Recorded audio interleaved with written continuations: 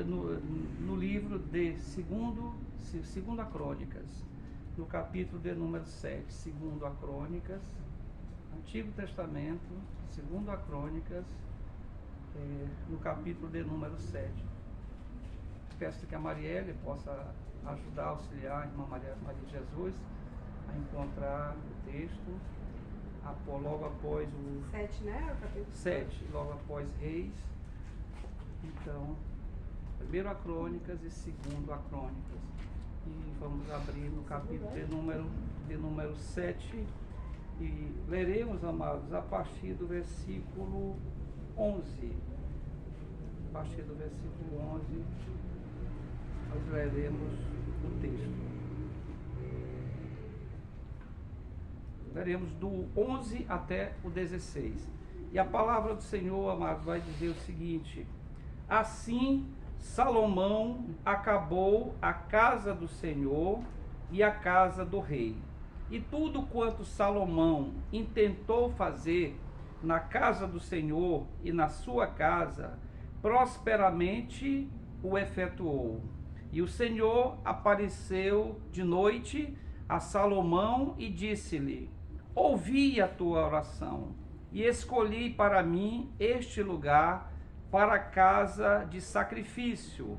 Se eu cerrar os céus e não houver chuva, ou se ordenar aos gafanhotos que consumam a terra, ou se enviar peste entre o meu povo, e se o meu povo, que se chama pelo meu nome, se humilhar e orar e buscar a minha face e se converter dos seus maus caminhos, então eu ouvirei dos céus e perdoarei os seus pecados e sararei a sua terra. Agora estarão abertos os meus olhos e atentos os meus ouvidos à oração deste lugar, porque agora escolhi e santifiquei esta casa, para que o meu nome esteja nela perpetuamente. E nela estarão fixos os meus olhos e o meu coração todos os dias. Palavra do Senhor, graças a Deus. Podeis assentar, meus amados. Meus amados, buscando o Senhor em oração, buscando ao Senhor Jesus, o Verbo, o autor da palavra, e buscando ao Espírito Santo, pedimos uma palavra da parte do Senhor para esta noite, amados. E esta palavra o Espírito Santo, ele aprove a nós nos conceder esta palavra tão importante para nós, tão edificante, tão ensinadora para nós, porque o próprio Deus falará conosco nesta noite na pessoa do Espírito Santo. Meus amados, o livro de Segunda Crônicas, não se sabe de fato a autoria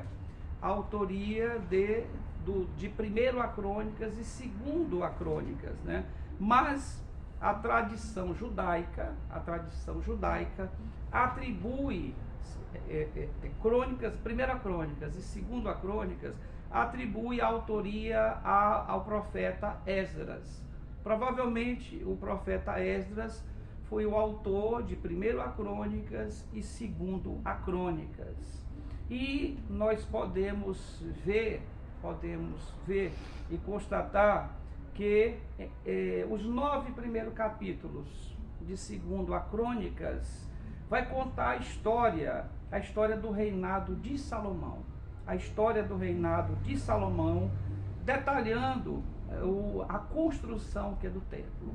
Todos nós, estudiosos da Bíblia, sabemos que Davi, ele anelou, ele quis construir o templo.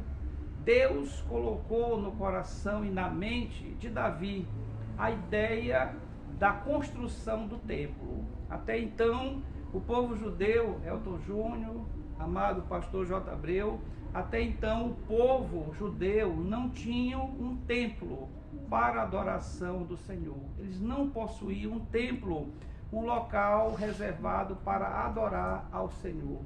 E o Senhor colocou no coração de Davi esse desejo para a construção do templo.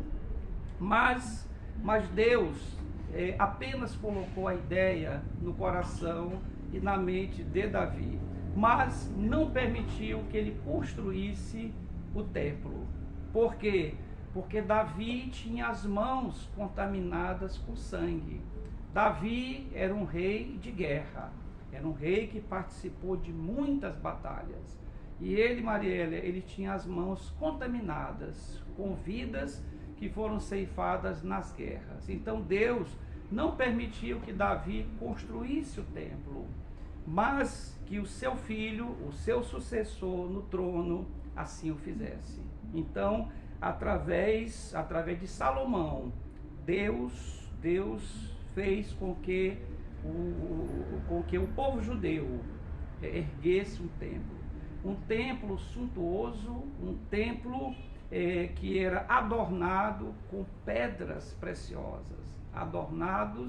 Esse templo foi adornado com ouro e com prata. Um templo majestoso, erguido para cultuar ao nosso Deus, ao Deus de Israel, mas também o Deus dos gentios, que somos nós, o Deus da igreja, que somos nós, a igreja de Cristo. Então, aqui Deus, após esse templo ser erguido, após esse templo ser construído, edificado, Deus vai falar a Salomão. Deus vai falar a Salomão, e nós podemos ver isso no versículo de número 12, do mesmo capítulo 7. E o versículo vai dizer que: e o Senhor apareceu de noite a Salomão e disse-lhe: ouvi, Salomão, a tua oração, e escolhi para mim este lugar para casa de sacrifício. Irmã Maria de Jesus, quão maravilhoso é nós podermos falar com Deus. Quão maravilhoso, Elton Júnior, nós podermos ouvir de Deus que Ele ouviu a nossa oração. Quantas vezes, irmãos, as nossas orações não têm passado do próprio telhado dos templos. Quantas vezes as nossas orações não têm passado do teto das nossas casas, dos tetos dos nossos quartos. Quantas vezes tem existido uma barreira muito grande para que as nossas orações possam chegar ao nosso Deus. E a palavra de Deus, Márcia, vai dizer que os nossos pecados têm causado separação entre nós e o nosso Deus.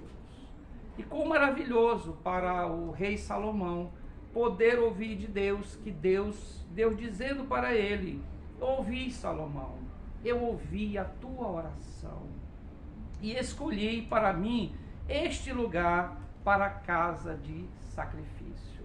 Então Deus, o nosso Deus, irmãos, é um Deus que aprecia ser adorado. E nós, seres humanos, irmã Maria de Jesus, nós fomos criados por esse Deus para adorarmos. O nosso Deus, ele ama ser adorado. E a palavra vai dizer que foi para isso que nós fomos criados por Deus. Nós não fomos criados por Deus para fazermos projetos. Muitas vezes, Deus, na sua bondade e misericórdia, nos permite que nós realizemos os nossos projetos de vida, os nossos projetos pessoais. Mas, de fato, biblicamente falando, Deus não nos fez para isso. Deus nos fez para a adoração, para adorá-lo. Foi para isso que Ele nos fez. E Deus, colocou no coração de Davi que ele queria ser cultuado no templo. E Davi não pôde fazê-lo, mas Salomão pôde fazer. O rei Salomão, o homem que foi o sucessor do trono de Davi. Sabemos que o povo judeu, o povo de Israel, eles não tinham o sistema de reinado. Na realidade, eles tinham os juízes. Os juízes, tá? E a partir desse governo, o povo judeu demonstrou diante do Senhor, diante do profeta, ele manifestou, o povo, né, manifestou a sua insatisfação com aquele sistema. E esse mesmo povo, né, murmurando diante do Senhor, ele pediu um rei. Ele pediu um rei. E Deus, a princípio, rejeitou essa ideia de reinado para o povo judeu, porque o próprio Deus já reinava no meio desse povo, né? Então, e devido a essa reivindicação, Deus permitiu que o sistema de reinado fosse estabelecido no meio do povo, né, judeu. E o povo judeu teve, né, o primeiro rei Saul, um rei que foi ungido por Deus para assumir aquele reinado, mas não era um homem segundo o coração de Deus.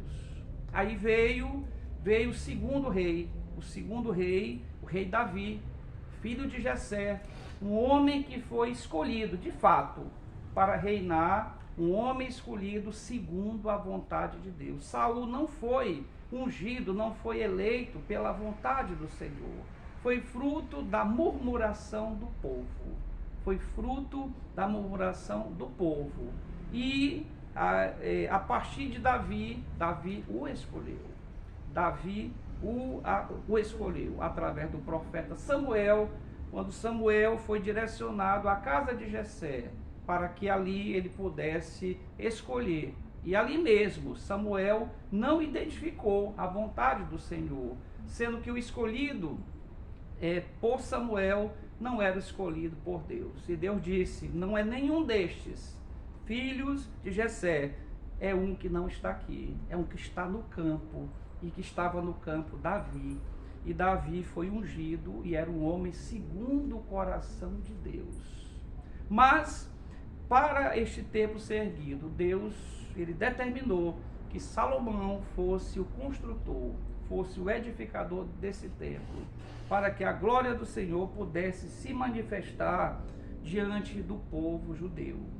E no versículo 13, o Senhor vai fazer uma afirmação àquele povo e vai dizer: se eu cerrar os céus, se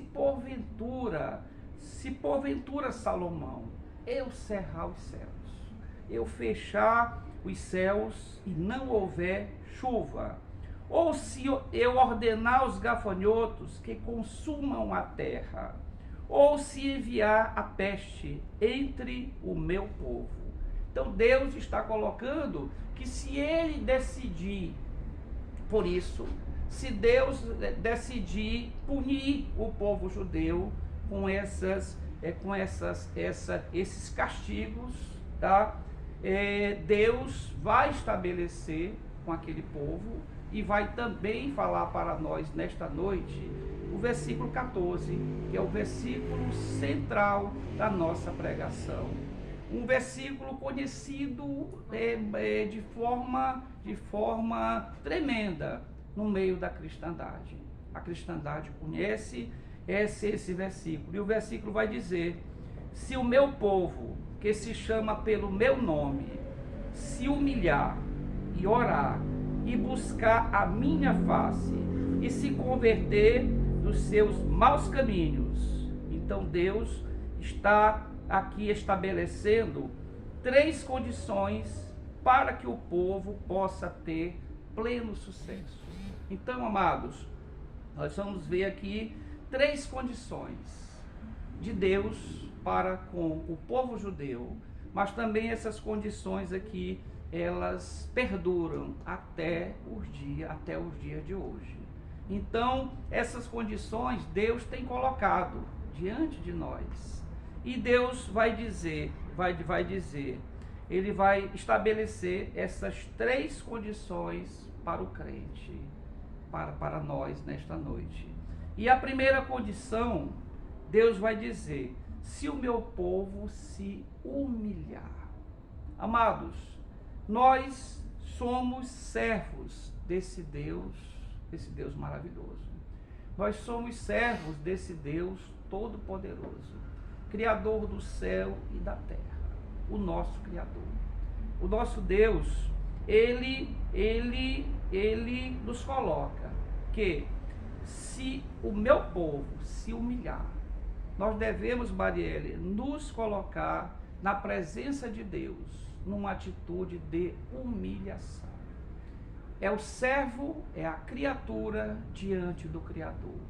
É o servo diante do nosso Senhor. Nós somos apenas servos. Eu lembro-me, na minha juventude, havia um louvor de uma banda evangélica muito conhecida. E essa banda, o cantor, o irmão cantor, chamado Paulo César, ele dizia assim: apenas servos, nada mais. Apenas servos, nós somos apenas servo desse Deus. E ele vai dizer que se o meu povo se humilhar, então nós temos que buscar ao Senhor numa atitude de humilhação. Por várias vezes eu tenho dito aqui nas pregações, principalmente nessa da segunda-feira, que nós temos que ter uma atitude de humildade diante desse Deus. E a atitude de humildade começa pela forma como nós o reverenciamos. A forma como nós reverenciamos a esse Deus. Devemos buscá-lo em espírito e em verdade. A própria palavra vai dizer que o Senhor procura verdadeiros adoradores, que adorem ao Pai em espírito e em verdade. Devemos nos portar diante desse Deus com humildade, com reverência. Nós não podemos buscar a Deus de qualquer forma. Até a atitude, como nós oramos ao Senhor, deve ser de humildade. Nós devemos orar ao Senhor numa atitude respeitosa. Tenho ensinado aqui nessas segundas-feiras de cultos, onde nós cultuamos e adoramos a esse Deus, que temos que ter uma atitude de reverência. Até a postura como nós devemos orar a Deus deve ser com extrema humildade e com extremo respeito. A palavra vai dizer que nós temos que estar diante desse Deus com temor e com tremor. É essa atitude verdadeira do crente. Não podemos orar com qualquer roupa. Nós não podemos estar com qualquer vestimenta para adorar ao Senhor. Nós não podemos orar ao Senhor de qualquer maneira, sentado numa cadeira. Nós não podemos estar sentados de uma forma displicente quando vamos falar com esse Deus. E tenho ensinado aqui que a postura, devemos orar de joelhos, estar de joelhos ou pelo menos em pé, reverenciando a esse Deus, dizendo para Ele que Ele é o Senhor, Ele é o Senhor, e nós não somos nada mais do que servos desse Senhor. Então a postura como nós oramos. O profeta que é Daniel, a palavra registra que o profeta Daniel orava 7 vezes por dia. 7 vezes por dia, Daniel estava de joelhos, virado para a janela, voltado para Jerusalém. 7 vezes por dia, Daniel estava em oração, estava de joelhos, ele orava de joelhos, uma atitude respeitosa, uma atitude de humilhação, mostrando para esse Deus que nós somos serviçais, somos apenas servos, nada mais do que isso, diante da santidade que é esse Deus. Um Deus, amados, que tem diversos atributos, mas há um atributo maior do que todos, dentre os atributos de Deus, e esse atributo é o da santidade. Nós adoramos e servimos a um Deus 3 vezes santo, na pessoa dele, na pessoa do Filho e na pessoa do Espírito Santo. Então, somos apenas servos, frágeis, pecadores, pequenos demais diante desse Deus. Então esse Deus vai dizer, se esse povo se humilhar, é a primeira condição, nós temos que nos humilhar diante desse Deus. Então ele disse, se o meu povo se humilhar, mas ele vai também colocar uma outra condição, uma segunda condição muitíssimo importante. E ele vai dizer: se o meu povo orar, a primeira atitude, humilhação diante de Deus. A segunda atitude, oração. A palavra vai dizer que nós devemos orar. A palavra diz: orai sem cessar. Orai sem cessar. Nós devemos, irmãos, estar em atitude permanente de oração. Muitos crentes, pastor J. Abreu, não entendem o que é atitude de oração. Muitos crentes entendem, irmã Maria de Jesus, que orar é apenas aquele momento, como Jesus ensinou: quando orardes, entra no teu quarto e fecha a porta do teu quarto, e em secreto ora ao teu pai, e o teu pai em secreto te responderá. Isto é a oração tradicional, a oração ensinada por Jesus. Mas a palavra vai dizer que o crente deve estar em constante oração. Em constante oração. Tal é o perigo que o crente corre. Tal o perigo que o crente que vive cercado por um leão. A Bíblia diz que ele nos rodeia como um leão, esperando a hora de nos devorar. Então, o crente deve estar em constante atitude de oração. E essa constante atitude de oração é em espírito.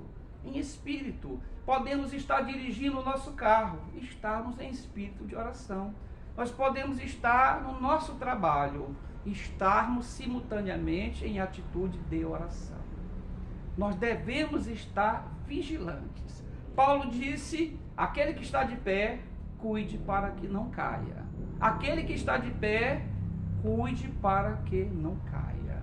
Então, só uma atitude constante de oração vai nos manter, irmã Maria de Jesus, firmes, de pé. Precisamos estar em intercessão pela nossa família. A senhora precisa estar em intercessão pelo seu esposo, irmão Osmar, pelas suas filhinhas, a irmã Vitória, a irmã Belinha. Todos nós temos que estar em constante atitude de oração, intercedendo. E essa oração é o que chamamos o espírito de oração. Devemos estar constantemente buscando para que a nossa mente esteja sempre ocupada com as coisas do alto. Porque a nossa mente tem uma tendência a querer se ocupar com as coisas terrenas, as coisas carnais. Nós somos seres com essa tendência a buscarmos coisas carnais, coisas do mundo. E o que nos fortalece, o que nos enche do Espírito Santo é estarmos em atitude de oração. Então, orai sem cessar. Orai sem cessar. Estejamos sempre em espírito de oração para que os nossos pés não tropecem. Para que os nossos pés não tropecem e nem para que nós nos desviemos, como a palavra diz, nem para a direita e nem para a esquerda. Apenas uma atitude de oração. Por isso o Senhor Deus vai exigir do povo judeu e exige também da igreja nesta noite, exige de nós que nós temos que estarmos em atitude constante de oração. Mas o Senhor Deus vai também dizer, irmãos, se o meu povo se converter. Veja que o Senhor Deus está usando aqui uma conjunção, né? Uma conjunção, se. Ele vai usar se. Se o meu povo se humilhar, se o meu povo orar, e a terceira, se o meu povo se converter. Irmãos, nós precisamos entender que o Senhor Deus exige a nossa conversão. Ele exige a nossa mudança de mente. Ele exige de nós a mudança da rota. Muitos de nós, irmãos, já passamos pela mudança da rota. Muitos de nós que vivíamos por aí como ovelhas desgarradas. Muitos de nós vivíamos no Egito espiritual, em pecado. Houve a mudança da rota. Mudamos a atitude, mudamos o palavreado, mudamos as roupas, mudamos as atitudes. Mas Deus fala de algo, Márcia, muito mais profundo do que a mudança da rota. A mudança da atitude, do comportamento, do falar, do linguajar, do pensamento.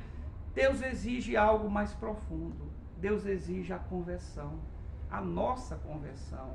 E quando o Senhor Deus, pastor J. Abreu, fala em conversão, não se resume no que se vê hoje na cristandade. A cristandade, as igrejas, as congregações espalhadas por Caxias, pelo Maranhão, e pelo Brasil e pelo mundo, estão abarrotadas de pessoas que apenas mudaram a sua rota, mudaram apenas os seus hábitos. Casas apenas varridas, casas apenas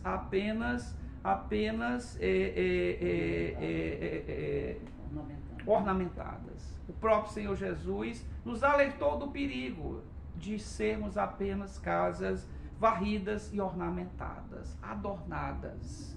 Nós precisamos de conversão. Então Deus exige de nós a verdadeira conversão. E a conversão, Elton Júnior, passa por uma mudança da mente. A mudança da mente, a mudança daquilo que chamamos, os estudiosos chamam de cerne. A mente, a nossa alma, porque a nossa alma, ela representa, Marielle, a mente. O cerne do ser humano é a mente. O cerne, o centro do ser humano é a alma. A alma. E o Senhor exige que de fato a conversão dessa alma, a mudança da mente. A mudança da mente. O que se vê hoje, irmãos, são crentes que odeiam o que fazem e amam o que não fazem. A maioria da cristandade que frequenta as congregações fazem aquilo que não amam. Fazem aquilo que não amam, estarem na casa do Senhor. Aquela passagem bíblica que diz: alegrei-me quando me disseram, vamos à casa do Senhor. Isso está cada dia diminuindo no meio da cristandade. O crente, Marielle, não se alegra mais quando dizem, vamos à casa do Senhor. O crente tem ficado triste quando vai à casa do Senhor, porque não houve ainda uma mudança da mente. Continuam fazendo o que não amam e amam aquilo que deixaram de fazer. E isso não é conversão, isso não é mudança da mente. E o Senhor Deus exige a mudança da mente, que sejamos de fato seres espirituais. Lembremos-nos desse momento do apóstolo Paulo. Paulo, quando atingiu o seu patamar mais elevado da espiritualidade em Cristo, Paulo vai dizer, já não sou eu mais que vivo, não sou eu mais que vivo, mas Cristo que vive em mim. Amados, quando é que nós atingiremos esse patamar? Quando é que nós atingiremos esse nível espiritual de que não seja mais nós que vivamos, mas que Cristo viva em nós? Este é o ápice da vida espiritual. É o ápice daquilo que o Espírito Santo tem trabalhado em nossas vidas. Porque, irmãos, o Espírito Santo trabalha dia e noite nas nossas vidas, num processo chamado, Marielle, de santificação.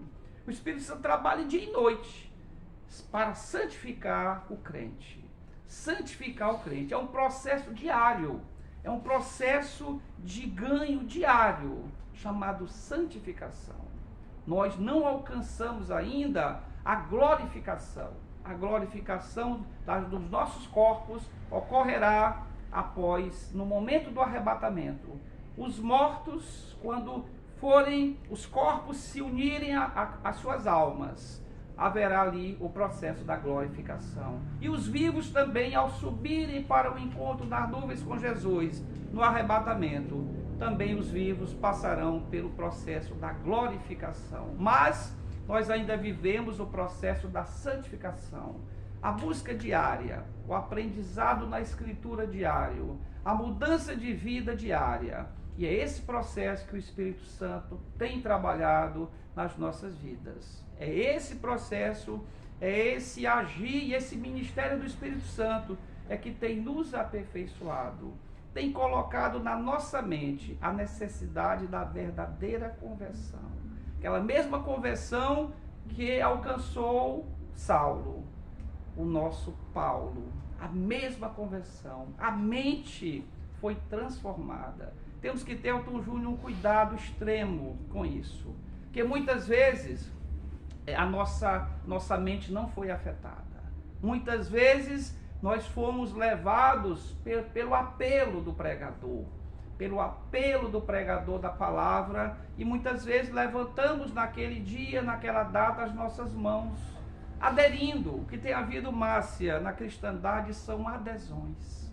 O que tem havido, irmã Maria Jesus, são adesões ao cristianismo. Adesões. Muita gente tem aderido ao cristianismo, muita gente tem aderido à proposta da proclamação da palavra, e as igrejas estão cheias de pessoas que aderiram ao cristianismo, mas que de fato nunca se converteram ao cristianismo. Irmãos, isto é muito sério, irmãos. Observemos o comportamento da cristandade, observemos o empenho que cada um tem na obra. A palavra diz que a seara é grande. A seara é grande, o campo para colher as almas é muito grande. Mas a própria palavra vai dizer a verdade, porque a palavra é a verdade, porque Jesus é a palavra e Ele é a verdade. E Ele vai dizer que os trabalhadores são poucos. A seara é grande, irmã. O mundo, o pecador que precisa ser salvo, a seara é grande, mas os trabalhadores são poucos. Por que os trabalhadores são poucos, irmãos? Porque não houve verdadeira conversão, houve adesões. As igrejas, Márcia, estão cheias de bodes, as igrejas não estão cheias de ovelhas.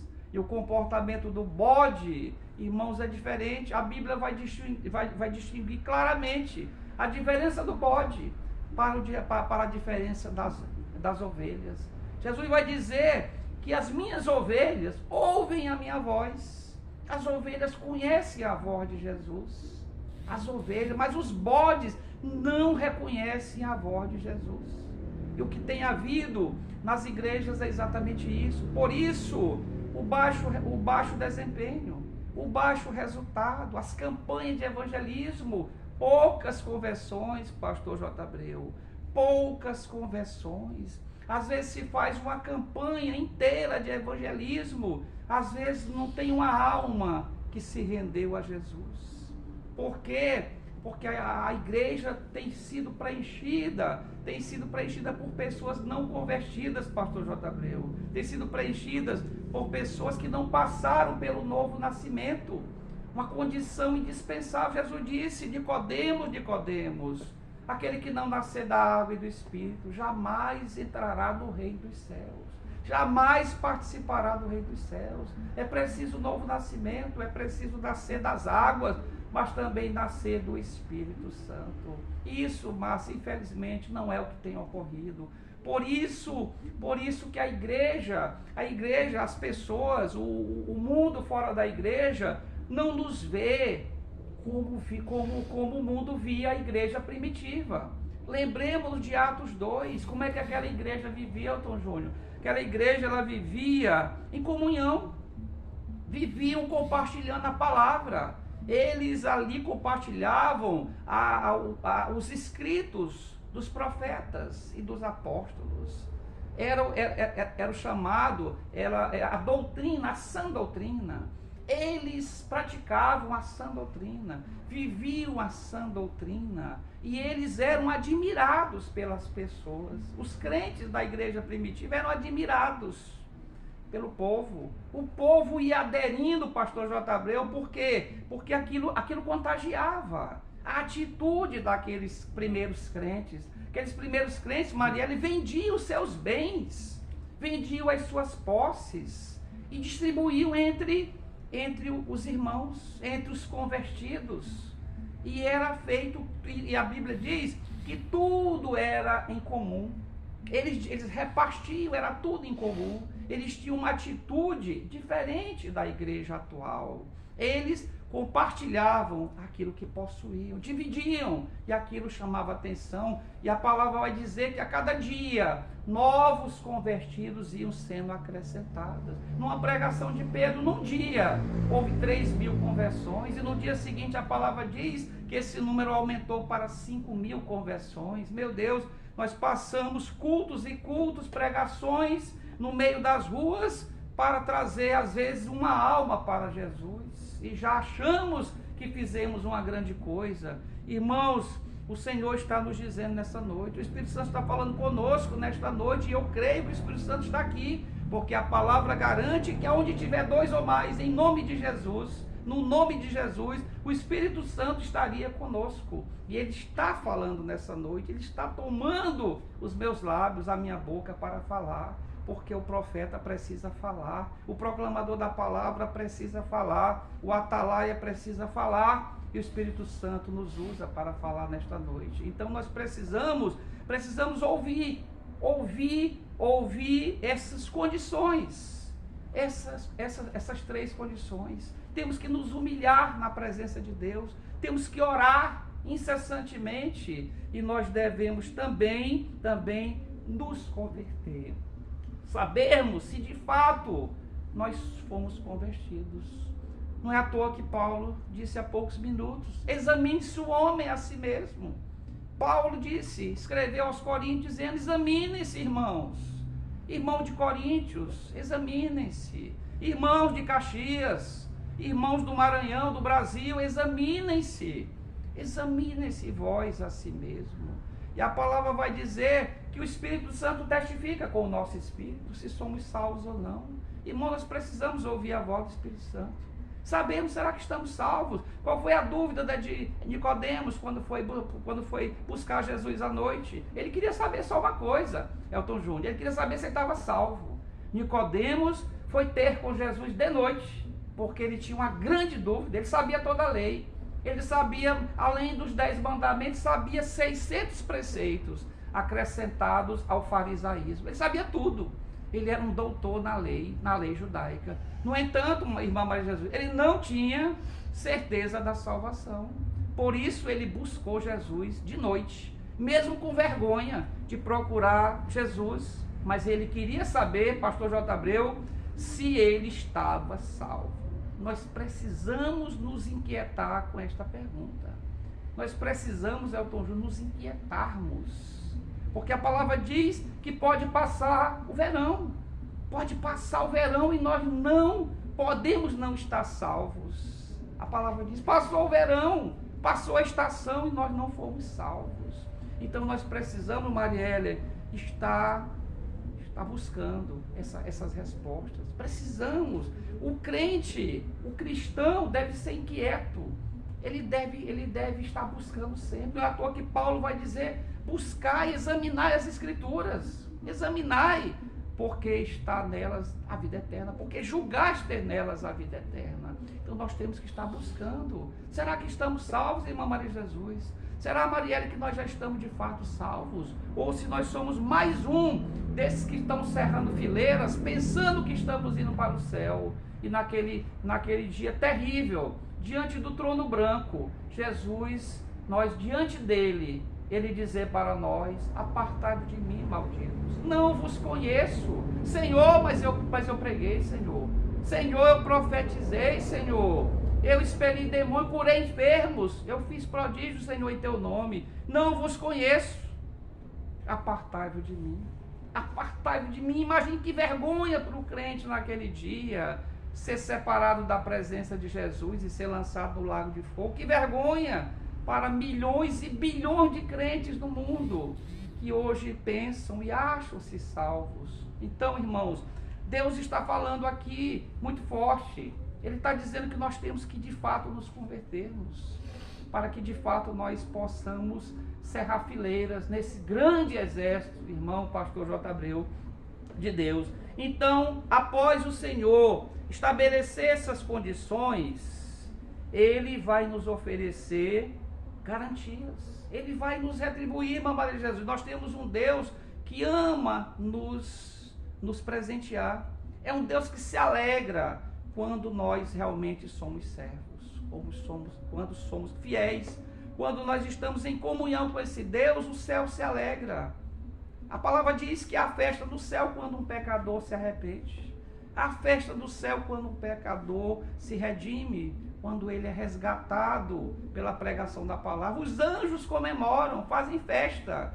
Imagine o nosso Deus lá do céu, imagine ele olhando para a terra agora. A palavra vai dizer, se o Filho do Homem voltar hoje, achará fé sobre a terra.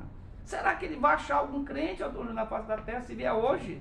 Será, Márcia, que o Jesus vai achar algum crente na face da terra nos tempos atuais? Será que ele vai nos achar vigilantes? Será que ele vai nos achar como aquelas cinco mulheres virgens? Será que ele vai nos achar com azeite de reserva? Será que Jesus vai nos achar, irmã Maria, com azeite? E além de ter o azeite do Espírito Santo, será que vamos ter de reserva? Ou nós estaremos como aquelas 5 virgens nécias, que não tinham nem o azeite, quanto mais o azeite de reserva? Então, meus amados, nós temos que estar atentos. Então, o Senhor Deus vai nos dizer, vai nos fazer algumas promessas. E dentre essas promessas, ele vai dizer, eu ouvirei. Eu ouvirei. Se vocês fizerem como eu estou ensinando, pastor J. Abreu, eu ouvirei. Eu ouvirei o clamor de vocês. Meus amados, o nosso Deus, ele quer nos ouvir. Ele quer nos ouvir. Ele quer nos responder às nossas orações. Mas temos que ter em mente que os nossos pecados causam separação entre nós e Deus. O câncer, o maior problema nosso é o pecado. Eu sempre digo, amados, que é o câncer do cristão. O câncer do cristão é o pecado. O pecado, irmã, tem causado separação. As nossas orações não chegam até o Pai. Não chegam. São interceptadas pelo pecado. E o pecado gera separação, gera barreiras entre nós e o nosso Deus. Então o nosso Deus, ele promete aos que realmente se converterem, aos que tiverem essa mudança de atitude, essa mudança de mente, que ele ouvirá, se nós estivermos em comunhão com ele. Em comunhão. Irmãos, comunhão é algo tão abrangente, Márcia, que nós entendemos que é o relacionamento. Nós temos que ter relacionamento com Deus. Dia e noite, relacionamento com Deus. Isso quer dizer comunhão. Então, tendo comunhão com Deus, não estando em pecado, que o pecado vire, claro, irmão Elton, mas nós não vivemos sem pecar. Claro, eu sei disso. Somos seres que ainda estamos ainda na terra. Ainda não fomos glorificados ainda. Mas que o pecado, Marielle, seja um acidente nas nossas vidas e não um hábito. O problema do crente, Elton Júnior, é isso. Porque o pecado, às vezes, é hábito, é uma condição, é um estilo de vida que torna esse crente na iniquidade. Iniquidade é a prática reiterada, repetitiva do pecado. Então isso leva a pessoa a um estado de iniquidade. Então o pecado da vida do crente tem que ser um acidente, algo não planejado. Pode ocorrer, depois buscamos ao Senhor e nos arrependemos e pedimos perdão, mas não pode ser um estilo de vida, algo que a cada dia pratiquemos, porque isso nos afastará da comunhão, do relacionamento com o Senhor. E o Senhor faz mais uma promessa, além de ouvir, que já é maravilhoso sermos ouvidos por esse Deus. Já é maravilhoso a nossa oração ser ouvida por Deus. Mas o Senhor, ele vai dizer, eu perdoarei os seus pecados. Além de ouvir, Marielle, Deus está dizendo, eu perdoarei os seus pecados. Então, o Senhor é um Deus que perdoa, quando nós o buscamos de todo o nosso coração. A palavra vai dizer, lá em 1 João, se confessarmos os nossos pecados, Ele, o Senhor, é fiel e justo para nos perdoar os pecados e nos purificar de toda injustiça. Então ele é fiel, mas ele disse, se confessarmos os nossos pecados de todo o nosso coração. Davi, quando pediu perdão ao Senhor, ele pediu perdão de todo o coração. Ele pediu perdão de todo o coração. A alma de Davi se colocou na presença de Deus. E ele obteve o perdão de Deus, porque ele buscou esse perdão de todo o coração. Não foi de qualquer forma. Senhor, me perdoa. Nós oramos, às vezes, de uma forma tão resumida, que é do tamanho da nossa fé, a nossa oração. E nós não obtemos o perdão. Davi orou de todo o coração. Ele se arrependeu do seu pecado de todo o coração e alcançou misericórdia, porque o Senhor é um Deus que quer nos perdoar. Então ele promete nos perdoar os nossos pecados. Mas mais do que isso, Marielle, ele promete também que vai sarar a nossa terra. O nosso Deus, irmãos, ao nos perdoar, ele sara a terra. A terra aqui pode simbolizar, pastor J. Abreu, neste momento, pode simbolizar a nossa vida, a nossa alma que tão ferida foi pelo pecado. Tantas marcas o pecado deixou das nossas vidas, das nossas almas.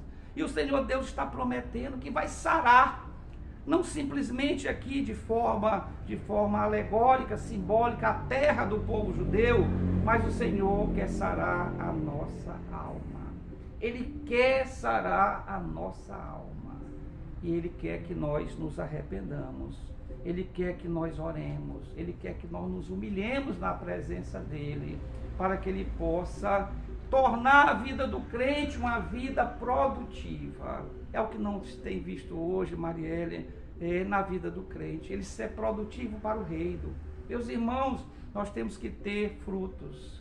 Nós temos que ter frutos. Nos lembremos como Jesus, ele agiu diante daquela figueira que não tinha um fruto, nenhum fruto. Jesus amaldiçoou aquela figueira e aquela figueira foi queimada e foi lançada no fogo. Então nós temos que ter frutos, nós temos que ser produtivos no reino. E nós não podemos ser produtivos se a nossa alma não for restaurada, se nós não formos regenerados. A doutrina do nascimento é também chamada de doutrina da regeneração. Regenerar é tornar algo, renovar, é refazer algo que havia sido destruído. No caso, a nossa vida pelo pecado. Ela foi devastada, ela foi assolada pelo pecado. E o Espírito Santo nos regenerou.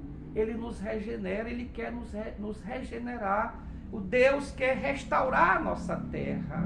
Ele quer nos tornar produtivos no reino. Temos que ser crentes produtivos.